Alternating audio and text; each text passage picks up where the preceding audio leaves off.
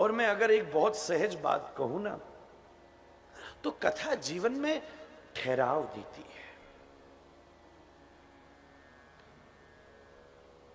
नदी जितनी गहरी होती है ना, उतनी ठहरती है। अपने जीवन की नदी को कथा गहरी बनाती है। नहीं तो किसी सामान्य व्यक्ति के जीवन को टटोल कर देखना, उसमें क्या है?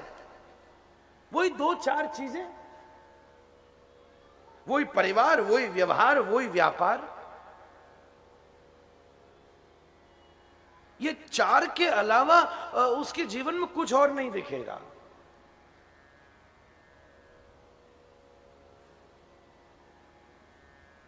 पानी जहां कम गहरा होता है ना, वहां बड़ा तेज बहता है, उसमें आवाज बहुत है। पर वो जितना गहरा होता जाता है ना, उतना धैर्य, उतना उसमें उतनी गंभीरता आती है। कथा आपके जीवन को गहरा बनाती है, क्योंकि ये व्यवहार, परिवार और व्यापार के बाद में एक चीज जोड़ देती है जीवन में, जिसे कहते हैं गोविंद का प्यार। राम के चरणारविंद का अनुग्रह, अनुभूतियां जोड़ती हैं। फिर जीवन बहुत गहरा होता जाता है। फिर व्यापार में भी गहराई दिखती है। पीछे ठाकुर जी का चित्र है। फिर वो धन मात्र अपने और परिवार तक सीमित नहीं होता, फिर वो समाज तक बढ़ता है, फिर वो धर्म तक बढ़ता है। फिर भोजन मात्र मेरे पेट और मेरी पत्नी के पेट तक सीमित नहीं होता, फिर वो गरीब के पेट तक जाता है, फिर वो समाज के पेट तक जाता है।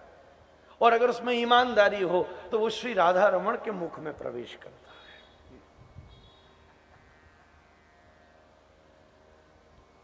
जीवन का हर एक कृत्य गहरा हो जाता है, गहराई आती है, उस समय गहराई आती है।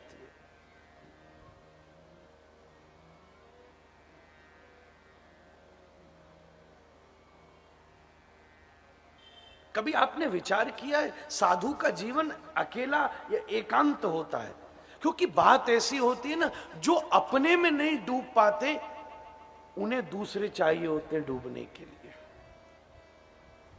वो फिर दूसरों की नदी में कूदते हैं। वो दूसरों की नदी भी कौन सी गहरी थी।